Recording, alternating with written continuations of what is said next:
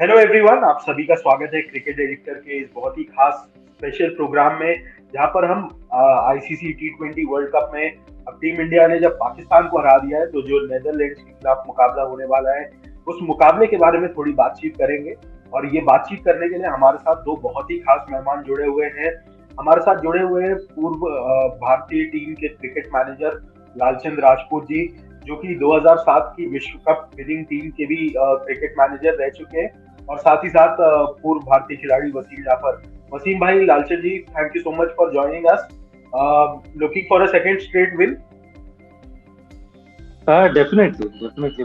जो पहला match India ने जीता है, जो सिचुएशन में रह के, तो नेदरलैंड तो should be a lot easier, even though you can't be complacent, you can't take it easy, because they have qualified in the Super 12. So any team that plays, you have to be on your toes. But considering the confidence of Indian team, I think India should easily win this one. Absolutely. और लालचंद जी, आपके क्या thoughts हैं second game को लेके, specially first match में जिस तरीके से विराट कोहली ने सभी फैंस को खुशियां दी है। दिवाली उन्होंने एक दिन पहले ही ले आई भारत में, और भारतीय फैंस के लिए भी ऑब्वियसली जब वो अपने अंडर 19 डेज में थे तो you were one of the first people जिन्होंने उनका पोटेंशियल रिकग्नाइज किया था। बहुत सारे जर्नलिस्ट, पुराने लोगों ने भी आके ये बात क्लेम की कि जब विराट कोहली अपने अंडर 19 के दौर से गुजर रहे थे तो आप ही शायद उस समय अंडर 19 के बॉयज को ट्रेन कर रहे थे। तो कितना आपके लिए महत्वपूर्ण पल था जब एक इतनी बड़ी पारी आई इतने बड़े स्टेज पे, और जब खासकर कमबैक अवेटेड था। देखिए, विराट कोहली के बारे में सभी लोग कहते हैं और जिस तरह पैशन से खेलते हैं, इम्पोर्टेंट है जो पैशन से वो खेलते हैं। I think no doubt it's extraordinary, to be very honest. मैं उसको अंडर 19 से देखा हूँ। अंडर 19 में भी वो अगर 100 करके आउट होके आते ना, वो बहुत नाराज होते थे। मैं एक मैच हम पाकिस्तान में खेल रहे थे अंडर 19 में, हम लोग 240 को चेस कर रहे थे और ये 105 पे आउट हो गए। तो नॉर्मली आउट होने के बाद आदमी तो डिप्रेस होता है, लेकिन ये इतने गुस्से में थे कि नहीं सर, मैं नॉट आउट क्यों नहीं रहा। कि 100 बनाने के बाद भी जो उसका पैशन है ना, कि उसको बस मैच जिताना है, मुझे लास्ट तक रहना है, वो तब से उनके दिमाग में है कि मुझे मैच जिताना है कंट्री के लिए, और वही पैशन से वो खेलते हैं। आपने देखा भी सीनियर टीम के लिए भी इतने मैचेस, इतने 100 किए उसने, ऑलमोस्ट 70, मोर देन 70 100, और वो करीब आ रहे हैं सचिन के। लेकिन उनके फॉर्म में बीच में आई थिंक कोविड के वजह से उनकी फॉर्म काफी नीचे हो गई। काफी लोगों ने उसके बारे में बात करने लगे कि वो अभी रिटायर होना चाहिए, उनका फॉर्म नहीं है, उसको टीम से बाहर करना चाहिए। मुझे लगता है कि ये मैच और ये इनिंग ने साबित कर दिया कि वो क्यों किंग कोहली कहलाते हैं। आई थिंक जिस तरह से उसने बैटिंग की, एट वंस हमको लगा था कि you lost the game, but I think last तक ले गए। T20 में यही एक ये होता है कि यू एक्सप्रेस योरसेल्फ, और प्लस लास्ट 2 ओवर में कुछ भी हो सकता है और उसने साबित कर दिया लास्ट 2 ओवर में कि यस, हम लास्ट 8 बॉल में 28 रन करने थे और फिर भी हमने मैच जीती। तो मुझे लगता है कि उसका पैशन और उसका मैच जिताना जो उनके जहन में है कि नहीं, मुझे मैच जिताना है कोई भी स्टेज से, I think that stands out from rest of the other players. Absolutely agreed Lalchand ji. हमने देखा कि किस पैशनेट तरीके से उन्होंने जो विन मिली इंडिया को उसके बाद सेलिब्रेट भी किया, काफी इमोशनल भी थे वो अपने इस नॉक को लेके। आज हमारे साथ इस मैच के बारे में बातचीत करने के लिए मेरे सहयोगी नितिन भी जुड़े हुए हैं। तो नितिन, कुछ सवाल लेना चाहेंगे हमारे पैनलिस्ट आप? बिल्कुल सवाल लेना चाहूंगा। सबसे पहले लालचंद सर और वसीम सर, आप दोनों से ही मेरा एक सवाल रहेगा कि हम पाकिस्तान के खिलाफ तो काफी रोमांचक मुकाबला रहा, विराट की हम इतनी तारीफ करें जितनी कम है, लेकिन क्या क्या नेदरलैंड हमें कुछ ऑफर कर पाएगा? क्या थोड़ा बहुत रेजिस्टेंस, थोड़ा बहुत कुछ कर पाएगा नेदरलैंड्स की टीम इंडियन टीम को? देखिए, T20 में हर एक टीम आई थिंक जब टॉप 12 में आती है कुछ ना कुछ ऑफर तो करेगी। यस, जो जिस तरह से पाकिस्तान खेलती है उस तरह से नेदरलैंड नहीं खेलेगी, बिकॉज हम इजी नहीं ले सकते हैं। T20 में काफी चीजें होती है, जैसे कि अभी आज का मैच आप देखिए, आयरलैंड ने इंग्लैंड को हरा दिया। क्यों? क्योंकि बारिश आ गई, डकवर्थ लुइस, सो ये सब मायने रखता है। अगर नॉर्मल मैच होगी तो मुझे नहीं लगता है कि इंडियन को कोई भी तकलीफ होगी। हम इजी तो नहीं सकते, बट हम आराम से जीत सकते हैं उनके अगेंस्ट। लेकिन हम ये नहीं कह सकते हैं कि नहीं यार वो टीम कुछ ऑफर करेगी कि नहीं। लेकिन मुझे लगता है कि क्रिकेट में आपको इजी नहीं लेना है। काफी अपसेट्स हो गए हैं, West Indies out of the 12 हो गई है, दे कुड नॉट क्वालिफाई। तो T20 एक ऐसा फॉर्मेट है कि एक बैट्समैन अगर चल गए तो मैच जीता सकता है, एक बॉलर अगर आप 2-3 विकेट ले लिए एक ओवर में तो गेम मोमेंटम चेंज हो सकता है। लेकिन मुझे लगता है कि यस, इंडिया को इतनी परेशानी नहीं होनी चाहिए और हम आराम से मैच जीत सकते हैं नेदरलैंड्स। वसीम भाई, आपके क्या थॉट्स हैं इस मैच को लेकर नेदरलैंड्स के खिलाफ जो कि मुकाबला होने वाला है? हमने डेफिनेटली देखा कि किस तरीके से क्वालिफायर्स में नेदरलैंड्स ने बहुत रेजिस्टेंस दिखाया। इस मैच में आपको लग रहा है कि इंडिया के खिलाफ एक टफ ऑपोजिशन हो सकती है, या जैसा लालचंद जी ने कहा कि आपको अंडर एस्टिमेट तो किसी भी ऑपोजिशन को नहीं करना चाहिए, तो नेदरलैंड से क्या एक्सपेक्ट कर रहे हैं इस गेम में आप? मुझे ऐसा लगता है कि उनकी बॉलिंग डेफिनेटली काफी बेटर है। ऐसे नहीं लगता है, क्योंकि उनके पास ऑलमोस्ट जो मिका रन है वो ऑलमोस्ट 140 टच करते हैं, और जो दूसरे भी बॉलर है 135 के आसपास बॉलिंग करते हैं। तो उनकी बॉलिंग मुझे लगता है कि ऑलमोस्ट अच्छी टीमों की तरह है। आप एक्सपेक्ट कर सकते हो कि नेदरलैंड्स की फील्डिंग भी बहुत अच्छी होगी, बट पिछला मैच थोड़ा उनकी बैटिंग ने डिसअपॉइंट किया, वरना बहुत अच्छी सिचुएशन में थे वो लोग। बांग्लादेश को 140 रन में रेस्ट्रिक्ट किया था, which I thought was a very good effort. वो तस्कीन के स्पेल की वजह से मुझे लगा कि दिक्कत हो गई, अदरवाइज एक स्टेज में मुझे ऐसा लग रहा था कि वो बांग्लादेश को अपसेट कर देगी। तो मे भी उनकी बॉलिंग और उनकी फील्डिंग मुझे लगता है कि दूसरी टीमों की तरह है। मे भी थोड़ा सा लास्ट मैच हार कर आए हैं तो they will be down, but they will definitely look to come back stronger. तो मुझे लगता है कि उनको हल्के में नहीं लेना चाहिए। जैसे हम सब जानते हैं कि T20 फॉर्मेट में चीजें चेंज होने के लिए ज्यादा टाइम नहीं लगता है। 2-3 ओवर इधर उधर हो जाए, things can get tricky very easily. जितना बड़ा गेम होता है उसमें चांसेस आपको रिकवरी के ज्यादा होते हैं। शॉर्टर फॉर्मेट में इतना टाइम नहीं होता है T20 में। तो I don't think Indian team will be complacent, but India should have all the answers, whatever Netherlands throws at us. बिल्कुल सर, नेदरलैंड्स जैसे कि आपने बोला कि बॉलिंग काफी उनकी स्ट्रॉन्ग है, और बांग्लादेश के खिलाफ हमने मैच में देखा 140 रन उन्होंने एक्सपेक्ट कर दिया। लेफ्ट आर्म पेसर भी है नेदरलैंड्स के पास, तो जैसे कि रोहित शर्मा की फॉर्म काफी कंसर्न बनी हुई है। रोहित शर्मा दी कैप्टन से तो कोई कंप्लेंट नहीं है, लेकिन रोहित शर्मा दी बैटर से काफी ज्यादा कंप्लेंट है। क्या ये वो मैच है जब हमें रोहित शर्मा का हिटमैन मोड देखने को मिलेगा? मुझे ऐसा लगता है कि जो टेम्पलेट पे एक्चुअली इंडियन टीम अब खेल रही है, जो अग्रेसिव ब्रांड की बात हम लोग कर रहे हैं, जो लास्ट T20 वर्ल्ड कप के बाद हम लोगों ने थोड़ा अपना अप्रोच चेंज किया, तो उस वजह से रोहित शर्मा ने भी एक्चुअली अपना थोड़ा सा गेम चेंज किया है। और being a captain, first of all उनको लीड फ्रॉम द फ्रंट करना चाहिए, क्योंकि वो ओपन करते हैं तो उनको ऑब्वियसली वो टीम को वो दिखाना पड़ेगा कि वो जो बात हम कर रहे हैं अग्रेसिव क्रिकेट की, तो he has taken that lead. वो जाके तो उस तरह से नहीं खेलते थे इससे पहले। अगर हम देखेंगे रोहित शर्मा को, चाहे वो मुंबई इंडियंस हो या इवन फॉर इंडिया, जाके वो शुरू में थोड़ा टाइम लेते थे, एक बार सेट हो गए तो उसके बाद में वो शॉट्स लगाते थे। बट अब उन्होंने थोड़ा अपना अप्रोच चेंज कर दिया है। अब आके वो शुरू से ही पहले दूसरे ओवर से आके बड़े शॉट लगाते हैं और टीम को वो मोमेंटम दिलाने की कोशिश करते हैं। तो जब आप इस तरह की क्रिकेट खेलते हो तो बहुत कम चांस है कि आप बड़े स्कोर बनाओगे, और वो जानते हैं ये, तो वो चाहते हैं कि टीम को अच्छी स्टार्ट दे। और जब आप इस तरह का हाई रिस्क क्रिकेट खेलोगे तो बहुत कम चांस होगा कि आप बड़े स्कोर बनाओगे। आप 30-40 बनाओगे जल्दी, मे बी ऑड इनिंग होगा, जैसे उन्होंने शायद इंग्लैंड के या ऑस्ट्रेलिया के सामने एक इनिंग खेली थी। तो इस इतने रिस्क लेके बहुत हम एक्सपेक्ट करें कि रोहित शर्मा हर दूसरे या तीसरे इनिंग में बड़ा स्कोर बनाएगा, तो I don't think that will happen. But वो चाहते हैं कि वो टीम को ब्रिस्क स्टार्ट दे, जो हम कंजर्वेटिव अप्रोच की बात कर रहे थे लास्ट वर्ल्ड कप में, तो he has taken that lead और वो खुद प्लेटफॉर्म सेट करते हैं। तो वी गॉट टू अंडरस्टैंड कि वो थोड़ा अपना गेम चेंज कर रहे हैं, थोड़ा हाई रिस्क अप्रोच अपना रहे हैं, तो बहुत कम होगा कि वो बड़े स्कोर बनाएंगे। बट वो 30-40 डेफिनेटली हम एक्सपेक्ट करते हैं कि वो हर दूसरे तीसरे इनिंग में उनको बनाना चाहिए, क्योंकि Rohit Sharma is a quality player.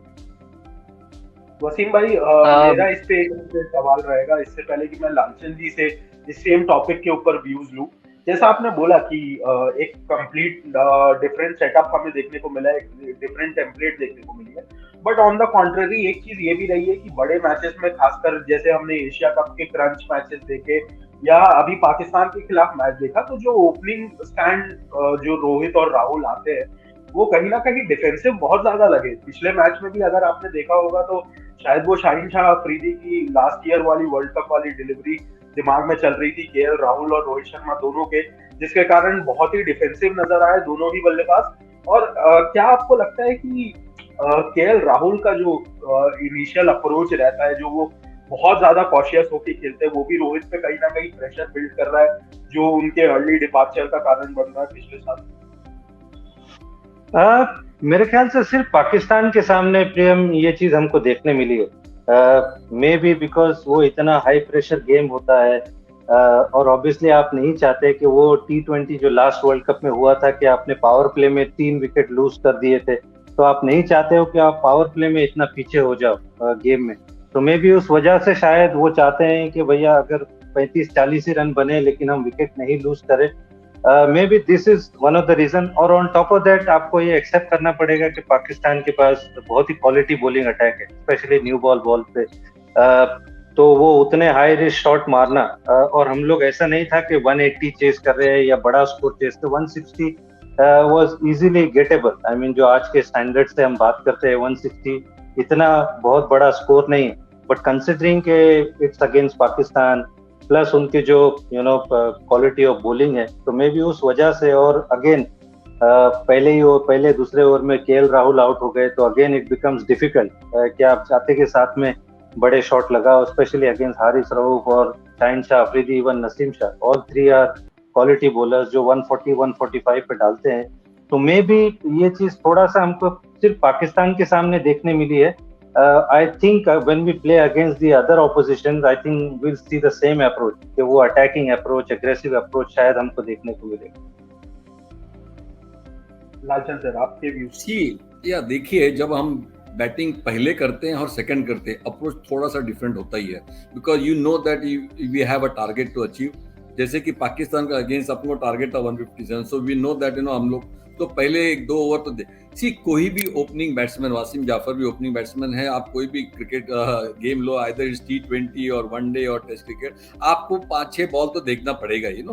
आप पहले ही बॉल से मार नहीं सकते हैं, because you have to take the few balls to know what the pitch is doing, क्या बाउंस है, and then you play accordingly that, and then तो आपको पहले पावर प्ले में, जैसे अब अगर हम पहले बैटिंग करते हैं तो हमको पहले पावर प्ले में we can't get 100 run in power play, we have to get say we decide कि ये टीम है, हमको 50 से 60 रन करना है। अगर अच्छी टीम है जैसे कि पाकिस्तान की टीम है तो 45 to 50 run, because that is a good enough, but हमको विकेट नहीं खोना है, बिकॉज अगर हम विकेट खोते हैं तो वो प्रेशर ज्यादा आता है। तो वो हर एक every game has got its own approach. But जैसे कि आजकल का जो बज है, आई एम टेलिंग यू, जो बज है कि aggressive cricket is fine, but you have to choose कि एग्रेसिव क्रिकेट कब पहले बैटिंग करते या सेकंड बैटिंग करते। तो ये 2 चीजें हैं। पाकिस्तान अगेंस्ट यस, दोनों हमारे ओपनर जैसे कि केएल राहुल जल्दी आउट हो गए तो प्रेशर तो आ गया, and then we are 40 for 4 or 5, तो प्रेशर तो आता ही है जब you are playing against quality bowlers. So you got to aggressive cricket it's and then you have to choose a fine line कि कहां पे यूज करना है। दूसरी टीमों के साथ yes we got to play aggressive cricket, जैसे कि अगर नेदरलैंड्स है, so that approach will be totally different. It doesn't mean that you just go overboard कि जाके मारना, ऐसा नहीं है, but if you are batting first again you got to look for few balls so that you get used to it, you get used to the condition, you get used to the bowlers, the pitch, main thing is the bounce कि what the pitch is going to offer। and nowadays आपने देखा है कि Australia में बारिश भी हो रही है, grounds कुछ ग्राउंड काफी बड़े हैं, so you have your approach according to that situation as well। तो मुझे लगता है कि yes approach तो aggressive होना चाहिए, but according to situation, and then definitely Indian cricket, जैसे कि वासिम ने कहा, Rohit, they all are for aggressive cricket, they want to play that aggressive cricket, and Rohit Sharma as a captain he has to lead from the front. That's why जो पहले रोहित शर्मा का उसका batting approach में, अब का बैटिंग अप्रोच में थोड़ा सा डिफरेंट है, इसीलिए you expect that he will get a quick 30-40, but again it sets the base for the team to go forward and take that momentum. So hopefully, yes, our approach will be better off with the other teams as well. Not like against Pakistan, we were a little bit, subdued, I would say, to play the few overs in the initial first power play.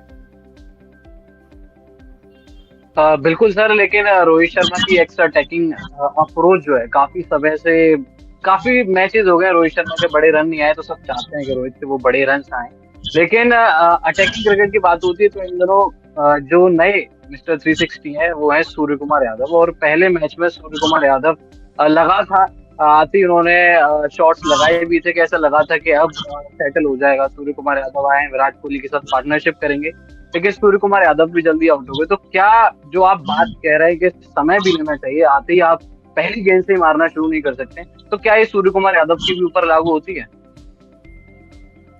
देखिए, हर एक player के ऊपर number 3 और number 4 का approach totally different होता है कि how the openers have set the base, क्योंकि अगर उनका बेस अच्छा, उन्होंने अच्छा स्टार्ट की है, सपोज 7-8 का एवरेज है, तो 3 और 4 नंबर आते हैं, उनको वो मोमेंटम कैरी फॉरवर्ड करना है। बिकॉज अगर आपका 7 और 8 का एवरेज है और जब नया बैट्समैन आते हैं, देन आपका एवरेज अगर 5-6 पे आता है, then it become very difficult. So you have to keep that momentum going.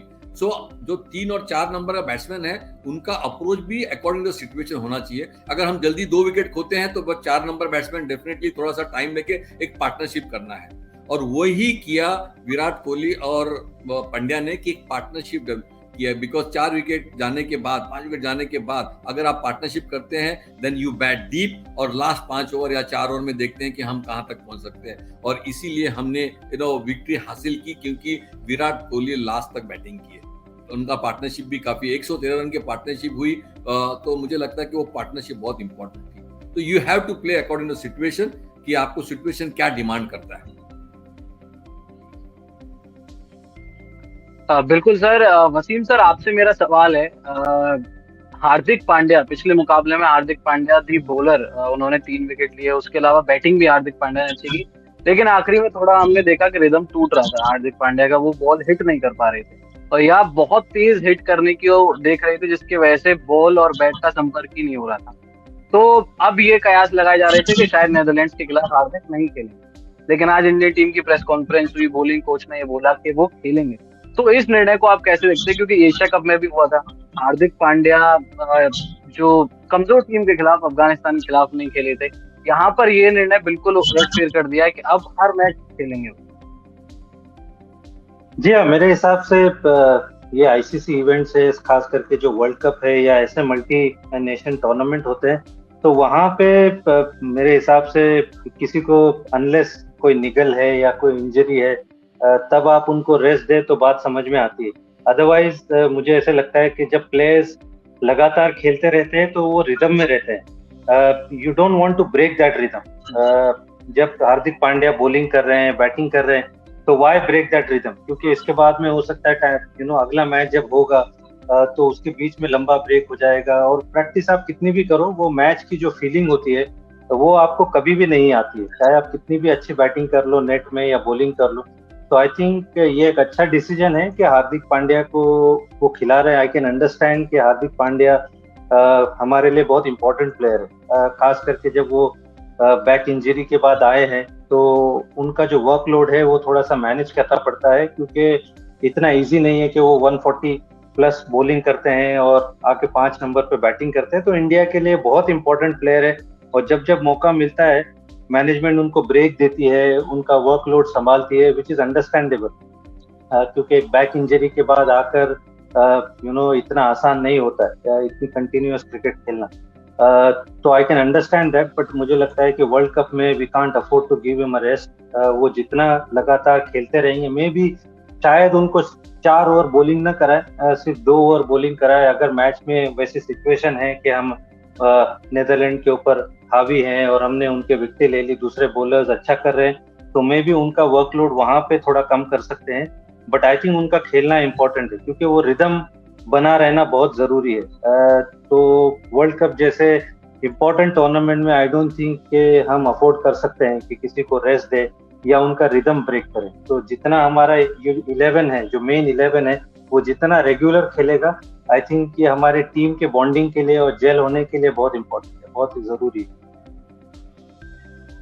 Lalchand जी, मेरा सवाल आपसे यहाँ पे ये है कि पिछले मैच में एक बहुत ही टीम के महत्वपूर्ण प्लेयर है युजवेंद्र चहल, उनको नहीं खिलाया गया। रविचंद्रन अश्विन को प्लेइंग 11 में जगह दी गई, और अंडरस्टैंडेबली क्योंकि पाकिस्तान के मिडिल ऑर्डर में कुछ लेफ्ट हैंडर्स थे, शान मसूद थे, और भी लेफ्ट हैंडर्स थे मिडिल ऑर्डर में, तो वो शायद मैचअप्स के लिए गई थी टीम। और पहले भी राहुल द्रविड़ ये जाहिर कर चुके हैं कि टीम मैचअप्स को बहुत इंपॉर्टेंटली लेती है। लेकिन नीदरलैंड्स क्योंकि एक उतनी फॉर्मिडेबल अपोजिशन नहीं है when compare to other teams in the group, आपको लग रहा है कि युजवेंद्र चहल का इंडक्शन होगा इस मैच में प्लेइंग 11 में? और अगर वो आते हैं तो उनकी जगह आपको क्या लगता है कि कौन से खिलाड़ी बाहर में? जितना मैं जानता हूं, बिकॉज वहां धोनी भी है, ज्यादा फेर बदल नहीं होगा टीम के अंदर, बिकॉज एक टीम को लगातार सेम खेले जाएगी unless there is some injury और निगल टू सम प्लेयर्स। मुझे नहीं लगता है कि ज्यादा कुछ चेंजेस होंगे।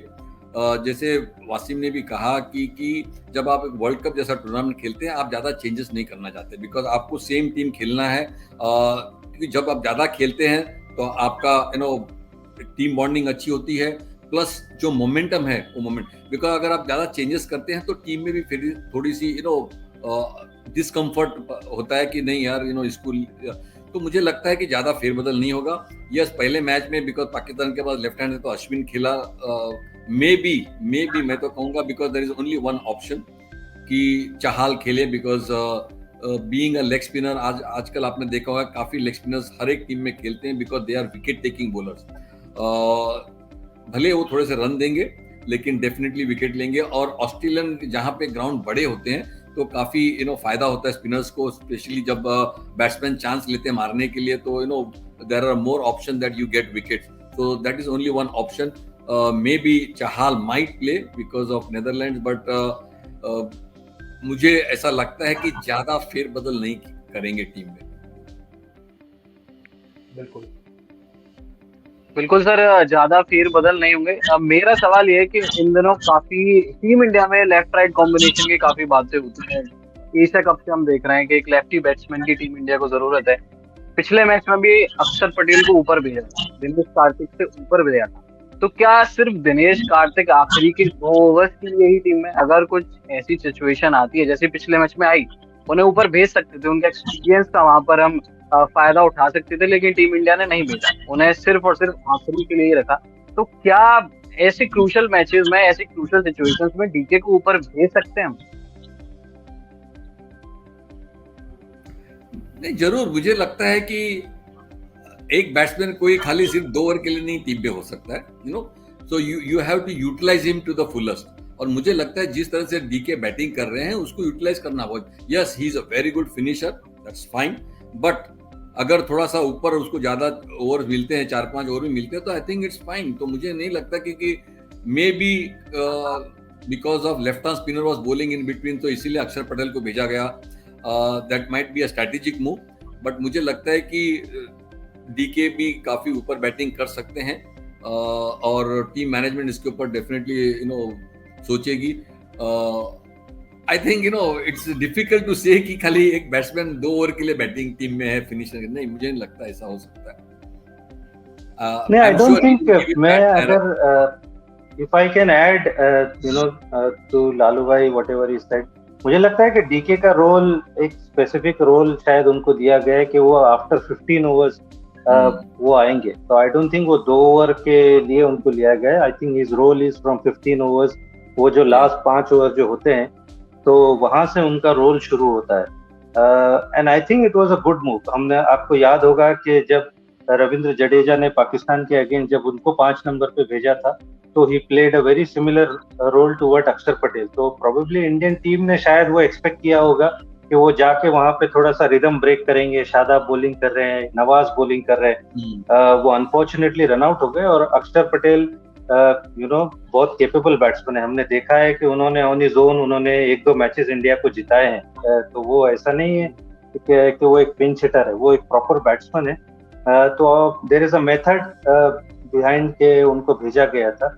और डीके का रोल जो है वो प्रॉपर फिनिशर का रोल है, कि अगर 14-15 ओवर में अगर वो विकेट गिरा होता तो शायद हम देखते कि डीके वहां पे आते बैटिंग करते, बट बिकॉज वो विकेट 8वें या 9वें ओवर में शायद गिरा था मेरे ख्याल से। तो इसके लिए हमने देखा कि अक्षर पटेल आया, और ऑलवेज जब एक लेफ्ट हैंडर राइट हैंडर खेलता है तो बॉलर्स के लिए हमेशा डिफिकल्ट होता है। इवन कैप्टन के लिए फील्ड प्लेसिंग चेंज होती रहती है, बॉलर्स को लेन चेंज करनी होती है। तो प्रोबेबली और शायद ही हमको आगे भी देखने मिले, may be not against Netherland, but अच्छी टीमों के सामने हो सकता है कि हमको फिर से ये देखने। वसीम भाई, मेरा एक सवाल है आपसे यहाँ पर। एक और बहुत इंपॉर्टेंट प्लेयर जिनको कहीं ना कहीं पिछले साल से सिर्फ इस T20 वर्ल्ड कप को ध्यान में रखकर ग्रूम किया जा रहा था, डेथ बॉलिंग के पर्सपेक्टिव में स्पेशली, वो थे हर्षल पटेल। और क्योंकि वो बैट से भी थोड़ा बहुत कंट्रीब्यूट कर सकते हैं, हमने देखा है कि मुश्ताक अली जैसे टूर्नामेंट में उन्होंने बहुत बढ़िया प्रदर्शन किया है बल्लेबाजी में। क्या आपको लगता है कि मोहम्मद शमी के आ जाने से कहीं ना कहीं टीम का जो वो थॉट प्रोसेस था कि हर्षल पटेल को हमको डेथ ओवर्स में गेंदबाजी करानी है, उसमें कहीं ना कहीं एक क्लैरिटी में वो डिस्टर्बेंस आई है कि अब क्योंकि शमी की एक्सपीरियंस को पेडिग्री दे रही है टीम, तो जो वो 1 साल की मेहनत है हर्षल पटेल को ग्रूम करने के पीछे, आपको लग रहा है वो वेस्टफुल इन्वेस्टमेंट हो गई है जस्ट बिकॉज बुमराह इंजर्ड? नहीं, मेरे हिसाब से हर्षल पटेल का जो करंट फॉर्म है, maybe that is one of the reason कि वो टीम में नहीं बैठ रहे। एक तो ऑब्वियसली वो एशिया कप में नहीं थे, बिल्कुल एकदम इम्पोर्टेंट टाइम पे इंजरी उनको हिट हो गई, और इंजरी के बाद जब वो आए और उन्होंने जो मैचेस खेले तो वो सिमिलर हर्षल पटेल हमको नहीं दिखाई दिया जो हमको आईपीएल में देखने को मिला था, कि वो आके जिस तरह से मिडल ओवर्स में और डेथ में आके बॉलिंग कर रहे थे आरसीबी के लिए, विकेट ले रहे थे इम्पोर्टेंट स्टेज में, इवन इंडिया के लिए भी लिया था। तो वो कहीं ना कहीं वो जो इफेक्टिवनेस थी हर्षल पटेल की, में भी वो नहीं देखने को मिली। He was proving very costly death overs में। और उसके बाद में जब आपके पास हर्षदीप है, एक लेफ्ट हैंडर ऑप्शन है जो डेथ में बहुत अच्छी बॉल डालते हैं। हर्षल पटेल हमको पता है कि नए बॉल से बॉलिंग नहीं करते, हर्षल पटेल की वो स्ट्रेंथ नहीं है। तो जब हर्षदीप है जो आपको नए बॉल से भी आपको बॉल डाल के देते हैं, स्विंग कराते हैं, प्लस मोहम्मद शामी क्योंकि बुमराह नहीं है तो ऑटोमेटिक चॉइस बुमराह की रिप्लेसमेंट मेरे हिसाब से मोहम्मद शामी है। और उसके बाद भुवनेश्वर कुमार है, अगेन वो आपको नए बॉल से भी डाल के दे सकते हैं। इवन दो डेथ में वो रिसेंटली इतने अच्छा उन्होंने नहीं किया, बट उनका ट्रैक रिकॉर्ड अगर हम देखेंगे तो he is been a proven match winner for India. तो आई कैन अंडरस्टैंड कि मेरे ख्याल से करंट फॉर्म की वजह से शायद हर्षल पटेल बाहर है। मुझे नहीं लगता है कि वो मेहनत खराब हो गई। अगर वो हर्षल पटेल, हमको पुराना वाला हर्षल पटेल देखने मिलता अगर रिसेंट पास में, तो मुझे लगता है कि शायद वही खेलते।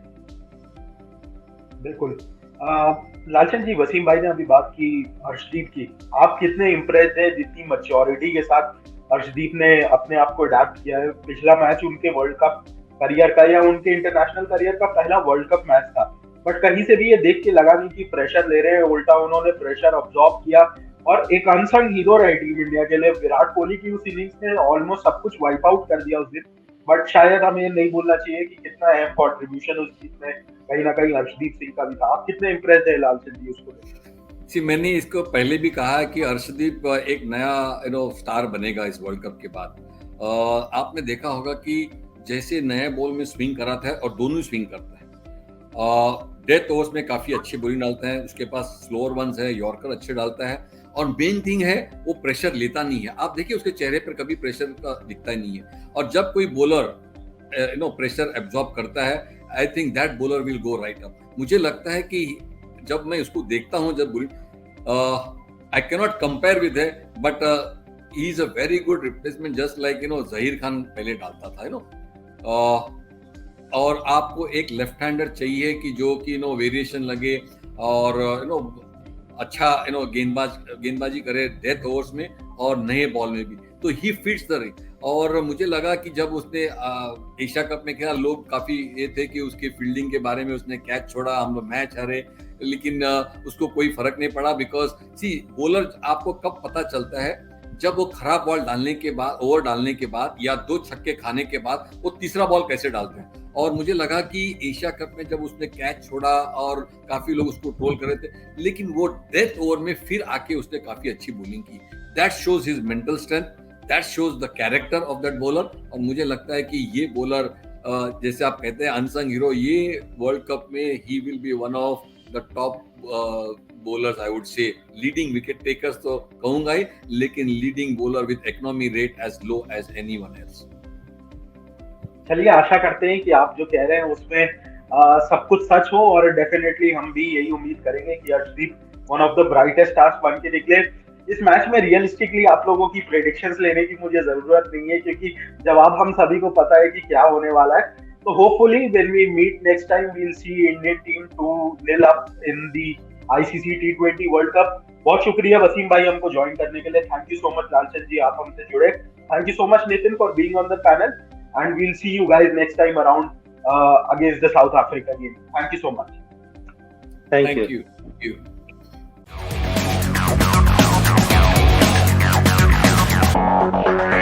you.